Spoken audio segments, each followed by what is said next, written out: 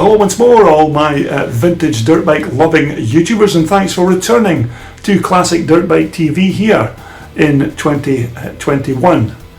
Now, I do have some fantastic projects lined up for you this year to feature on my channel, although unfortunately I'm still unable to travel the country to bring you this brand new material due to the dreaded COVID-19.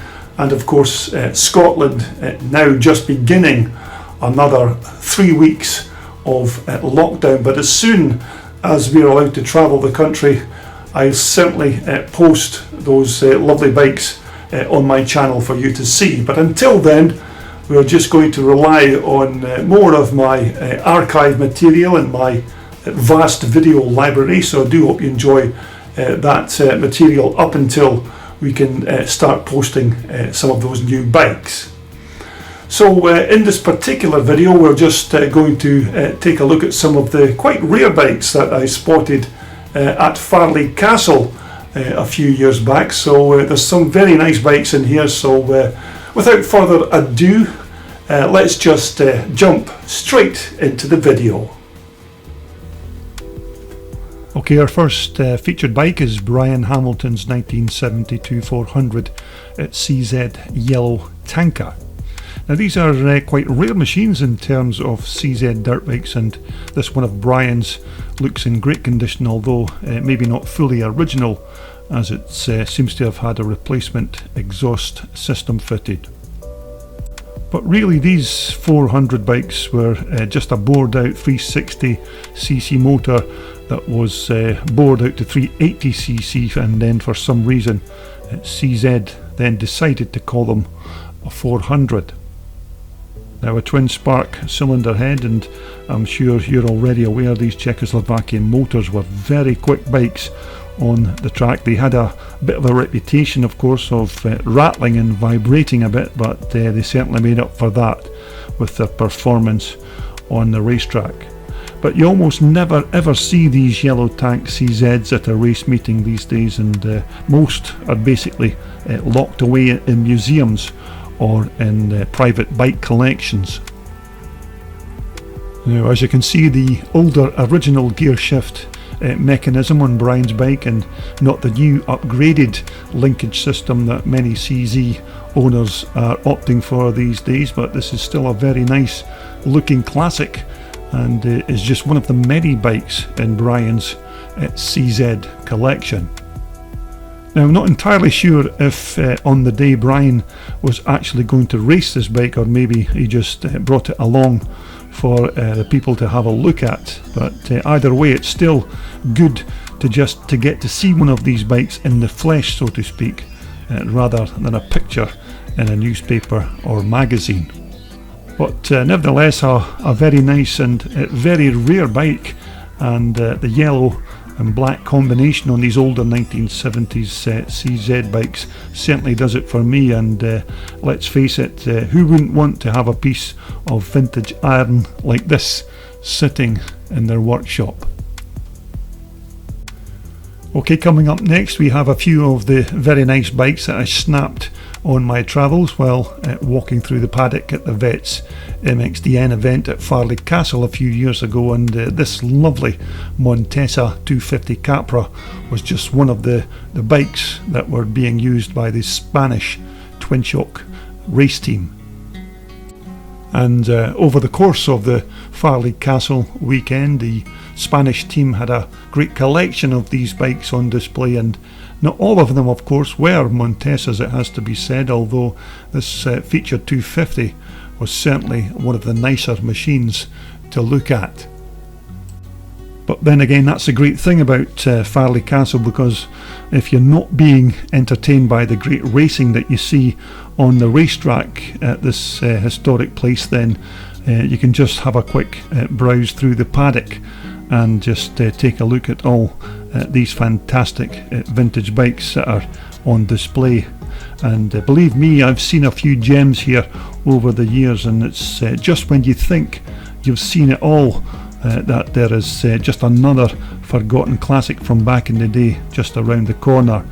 And this 250 Monteso was certainly turning a few heads over the 2 days of the Farleigh Castle weekend.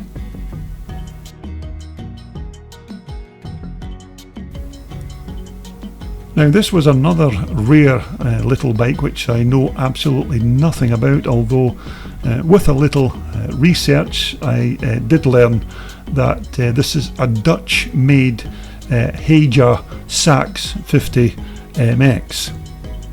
Now Hajar motors were a historic brand of Dutch motorcycle, and a certain Henk Jesker was the guy who built the frames, and he used these 50cc and 80cc Sax motors to power them.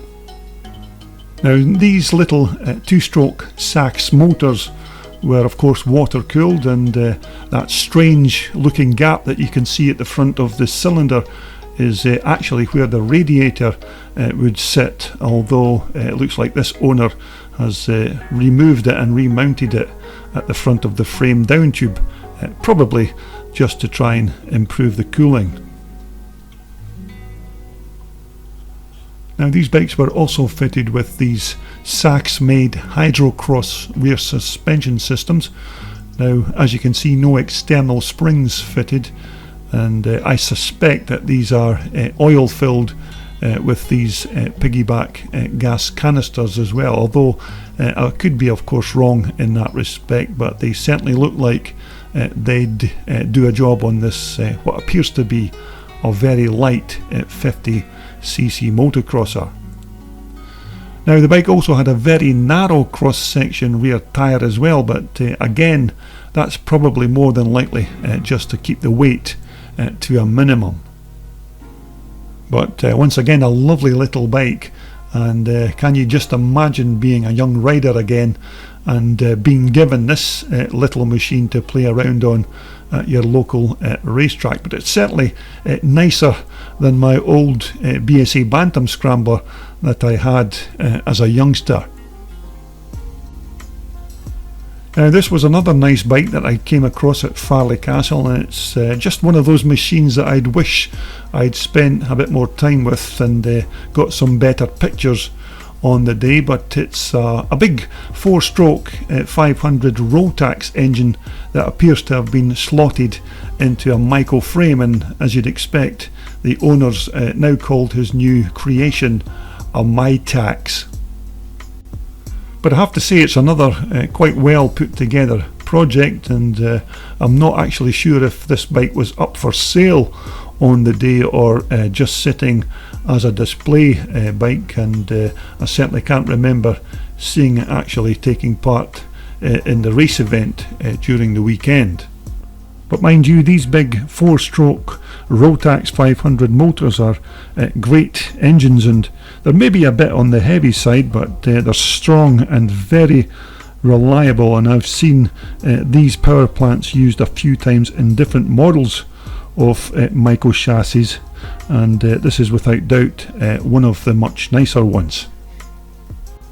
But I'm not 100% certain which Mico frame that this bike's based around, although I'd be surprised if it's not, of course, the 81490 chassis, as that seems to be the first choice for many of these kind of hybrid projects. But just by looking at the bike, you can see that it's not just been thrown together in a couple of days. This project has definitely been thought through and meticulously planned, and it would be interesting to actually find out what actually happened to the bike, if it was ever sold, or if somebody's maybe even now racing it on a track somewhere. But it's something very different and unique, a lovely 500 Mitax. Okay, our next featured machine is another quite rare bike, and this is an Italian made G81 MotoGori 250 with once again one of those Rotax 2-stroke motors. Now MotoGori were another of the smaller Italian motorcycle manufacturers, and they were founded by Giancarlo Gori back in 1968. And although they did make different makes and models of motorcycles, very few of these G81 250s were actually made. But personally for me, I've never seen one of these bikes in the flesh, so to speak, until I came across this particular bike at Farleigh Castle, and I've certainly never seen one taking part in a race event, so that'll maybe give you an idea of just how rare these bikes were.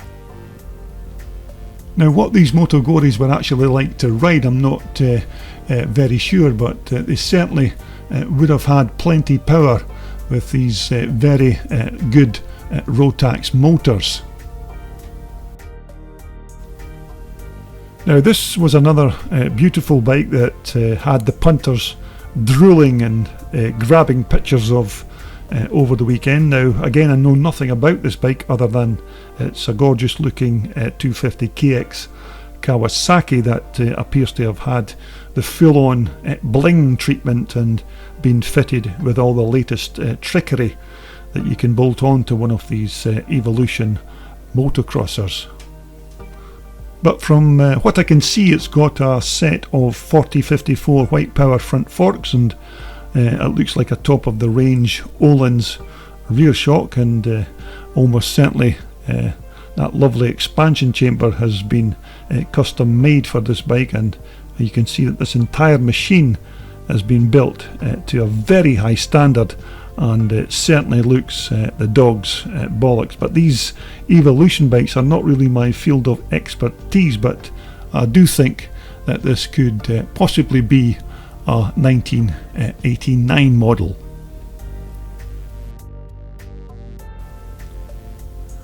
Okay, next up we're going to take a look at a few of the Suzuki bikes from the Belgian twin shock racing team, and this particular bike is Jan Gebor's RM500 Monster. Now, if you've ever been lucky enough to attend any of the Vets MXDN events at Farleigh Castle in the past, then you may have witnessed Gebor's and some of the others like Werner de Witt riding these big 500 two-stroke Suzukis, and believe me when I say it that these things are just absolute rocket ships. But these RM500 Suzukis are yet another very special machine indeed, and it's not a bike for the faint-hearted, and it certainly takes a top-class rider to tame one of these big 500s, and it's a wonderful sight when you actually witness it happening. But of course, here are just a few of the other Belgian Suzuki bikes, all prepped and ready to rip up that hallowed turf of the Farleigh Castle circuit. But as I mentioned, you don't have to come to Farleigh to watch the racing. The admission fee alone is certainly worth its weight in gold just to be able to get close to these awesome bikes, and of course a chance to meet some of the legends who ride them.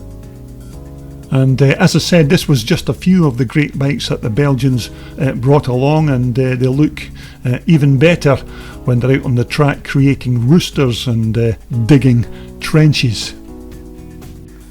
Now we're going to finish with a short look at the German twin shock race team from Farleigh Castle in 2013, and these were just a few of the bikes that the Germans thought they would need to try and take that twin shock title back to Germany. Now, their race bikes were actually made up from some RM Suzukis and CR Hondas, although most of them were these big 4-stroke Husqvarnas, and in terms of total overall horsepower, they'd have easily won that title outright with the amount of muscle that they had in their corner.